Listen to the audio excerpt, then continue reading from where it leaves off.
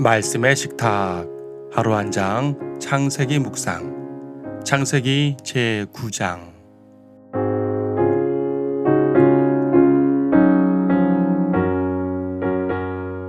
9장 13절 말씀을 보겠습니다. 내가 구름 속에 내 무지개를 두노니 그것이 나와 땅과의 언약의 표가 되리라. 무지개의 아름다움이야 이루 말할 수가 없지요. 비온 후 저 하늘 건너편에 커다란 무지개가 뜨면 사람들은 기뻐합니다. 과학자들에게 무지개는 공기 중에 있는 미세한 물방울에 빛이 비쳐서 다양한 색상으로 분산되는 현상이고, 시인들과 예술가들에게는 아름다움과 희망이며 아이들에게는 저 너머 존재할지도 모르는 꿈과 상상의 동화 같은 세계입니다. 그런가 하면 결코 잡을 수 없는 무지개를 잡으러 다닌다고 해서 헛된 희망이라 부르는 이들도 있습니다. 요즘에는 동성연애자들이 자기들의 상징으로 무지개를 채택하기도 합니다. 무지개의 다양한 색상이 자기들의 다양성을 나타내준다고 합니다. 그러면서 창조 질서 속에 있는 7빛깔 무지개를 6색으로 바꾸어서 표현합니다. 무지개를 보고 무엇을 느끼는지 얼마나 왜곡하는지는 각자의 자유지만 하나님의 무지개는 전혀 그런 것이 아닙니다. 대홍수 뒤에 무지개를 내신 것은 다시는 그런 홍수로 세상을 멸하지 않으시겠다는 약속입니다. 만약 대홍수가 없었다면 무지개도 없었을 것입니다. 죄가 없었다면 대홍수도 없었을 것이고 말입니다. 따라서 무지개는 죄와 심판을 전제로 합니다. 꿈과 희망을 말하기 전에 죄와 심판을 먼저 기억해야 한다는 말입니다. 사람들은 무지개를 볼 때 방금 전까지 왔던 비를 잊어버리지만 무지개는 분명 비온 후의 산물입니다. 사람들은 죄와 심판을 쉬 잊어버리는 경향이 있습니다. 그래서 홍수 후에도 인간들은 여전히 죄를 짓는 것입니다. 그때 이후로 지금까지 하나님은 심판 및 회복으로 인간 세상에 지속적으로 개입하셨습니다. 하지만 세상은 모든 것을 자연현상으로, 국제관계로, 문학적 상상력으로 취급합니다. 하나님의 개입에 대해서는 생각도 않는 것입니다. 하나님을 인정하지 않으니까 심판을 당하면서도 여전히 죄를 짓는 것이지요. 무지개를 통해서 우리는 하나님의 심판을 기억해야 합니다. 또한 하나님의 자비를 기억해야 합니다. 앞으로도 죄가 많이 날 것이 분명한데 다시는 그와 같은 홍수를 내리지 않겠다고 하셨기 때문입니다. 바로 그것 때문에 멸망당에 마땅한 죄인들이 지금도 살아 숨쉬고 있는 것입니다. 우리 역시 몇 번이고 죽어 마땅한 죄인들입니다.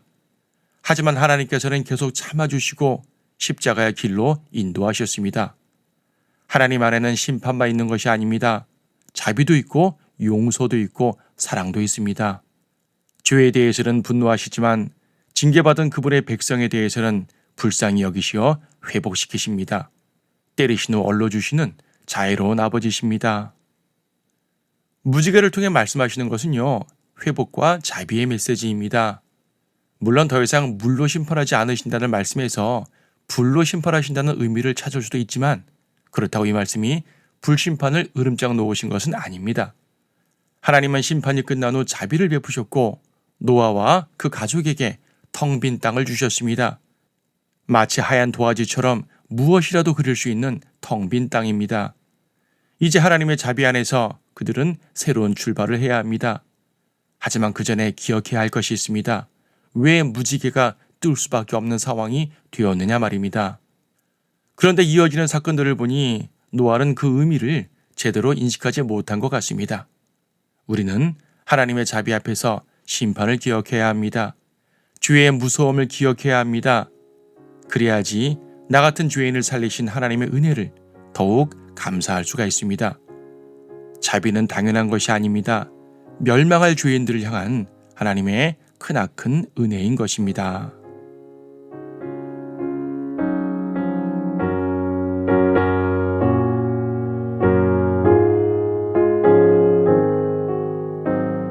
창세기 9장.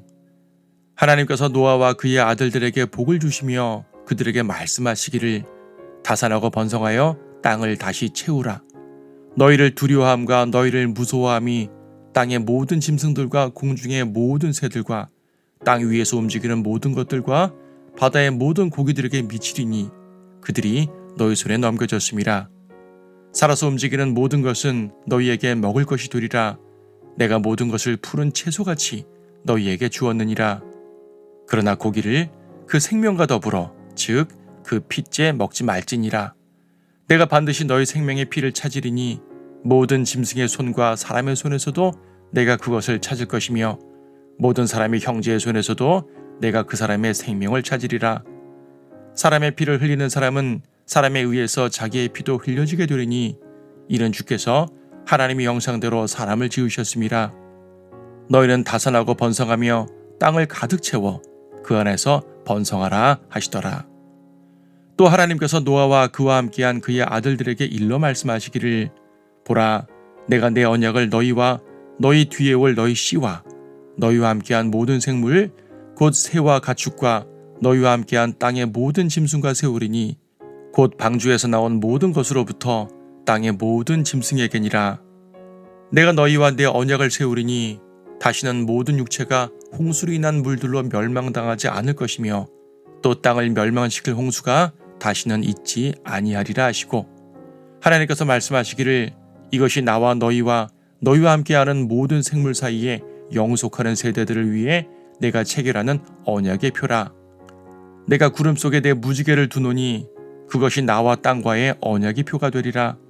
내가 구름을 가져와 땅을 덮을 때 무지개가 구름 속에 보이면 내가 나와 너희와 모든 육체를 가진 모든 생물 사이에 맺은 내 언약을 기억하리니 다시는 물들이 모든 육체를 멸망시키는 홍수가 되지 않을 것이라.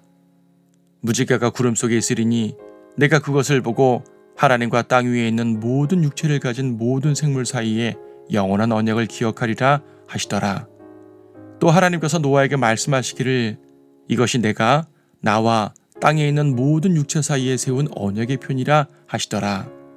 방주에서 나온 노아의 아들들은 셈과 함과 야펫인데 함은 카나안의 아비라. 이들이 노아의 세 아들인데 그들에게서 난 자들이 온 땅에 퍼지니라. 노아가 농부가 되어 포도원을 만들었더니 그가 포도주를 마시고 취하여 그의 장막 안에서 벌거벗은지라. 카나안의 아비 함이 자기 아버지의 벌거벗은 것을 보고 밖으로 나가 그의 두 형제들에게 말하였더니 셈과 야펫이 옷을 집어서 자기들의 어깨에다 걸치고 뒷걸음질로 들어가 아버지의 벌거벗은 것을 덮은지라. 그들의 얼굴이 뒤로 향해 있었기에 그들은 자기 아버지의 벌거벗은 것을 보지 아니하였더라. 노아가 포도주에서 깨어나서 그의 작은 아들이 자기에게 행한 일을 알고서 말하기를 카나안은 저주를 받으리니 그가 그의 형제들에게 종들의 종이 될지어다 하고 또 그가 말하기를 셈의 주 하나님을 송축하리로다 카나안은 그의 종이 되리라. 하나님께서 야펫을 증대케 하시어 셈의 장막에서 거하게 하실 것이요 카나안은 그의 종이 되리라 하더라. 홍수 후에 노아가 350년을 살았더라.